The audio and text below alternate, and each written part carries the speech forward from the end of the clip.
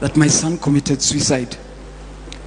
And he committed suicide on my veranda, and my 2 small children are the ones who found him. And they kept telling me, "Mami, come and see, kuna game mbaya Chichi anacheza." And it was a Sunday evening and we had just had supper. And I thought that it was just one of his antics because he was a difficult boy. He became very difficult after he failed his Form 4 exams. And so finally, when they kept going and coming, and I was in my room. When I went outside, I found my son hanging on my veranda. And the most wicked sight in my life is to see his tongue hanging almost up till here, because he had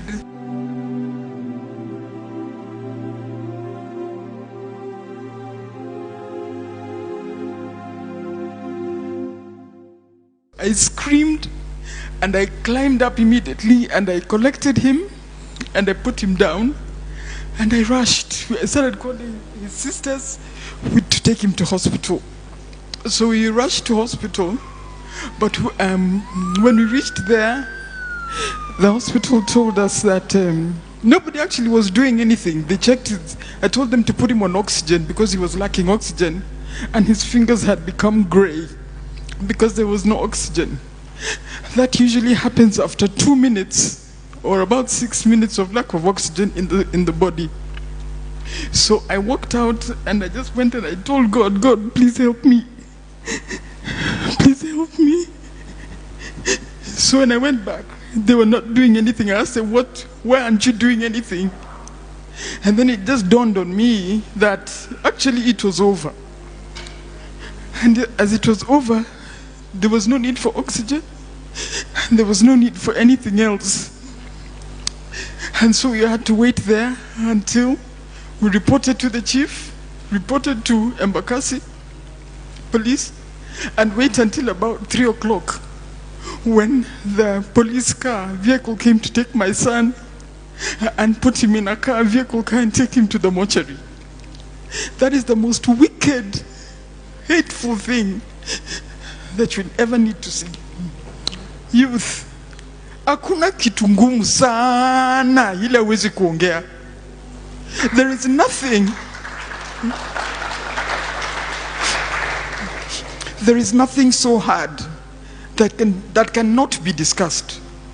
Whether it was sexual violence, which I came to discover that he had been sodomized, whether it was bullying in school, whether it was peer pressure, whether it was failing his exams. So when he failed his exams, first of all, his knowing depression makes you have all the symptoms that are mentioned in that paper.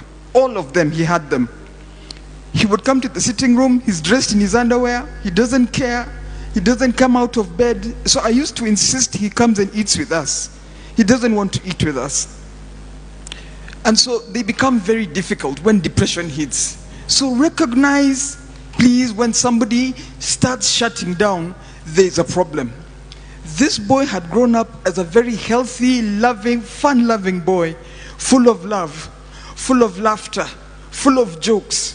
But something happened somewhere along the line, and he just started withdrawing. And I kid you not, within 6 months, he had committed suicide. Youth, I want to tell you, you know, you can think that you're the one in the problem. There's a place you will reach, you will be unable to pull yourself out again. So before you reach that pit, before you reach that bottom, please ensure that you have talked to somebody. Please ensure that you have shared with somebody. There's nothing too hard. There's nothing too hard. The Bible says there is nothing new under the sun. So anything that you're going through is not new. It has happened to somebody else, and it can be solved. We buried my son, but now the after effects are the worst, because now I kept blaming myself. What didn't I do? What did I do?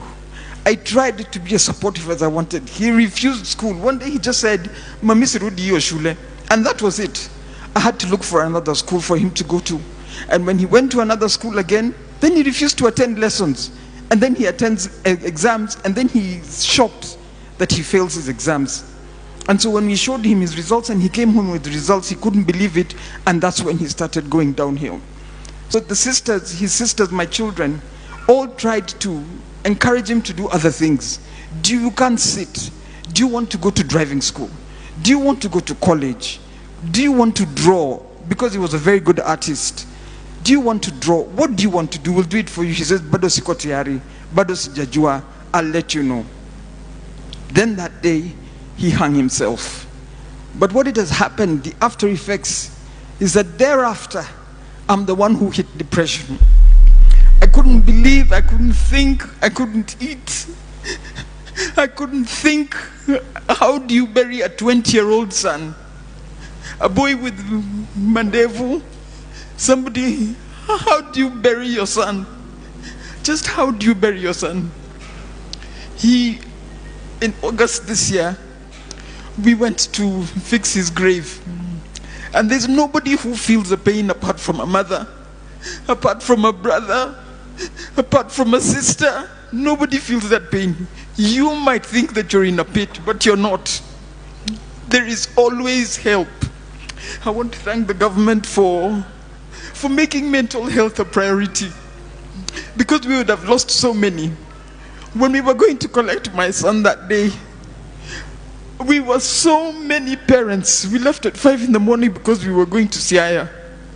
And I tell you, 6 parents were there because of suicide. 6 parents. And those that were in there that were waiting to be collected the following day, some were being brought in. We cannot lose youth for something that has got a solution.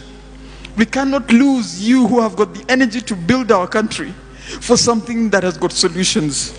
I beg you to engage with the processes that are available for us, for the options that are open for us, and please, so that you don't hurt your parents also.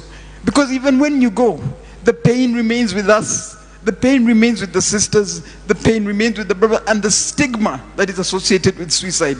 I personally don't care. I personally don't care what anybody thinks about me. And that is why I said that just to honor my son's memory, I will speak about mental health. Thank you very much.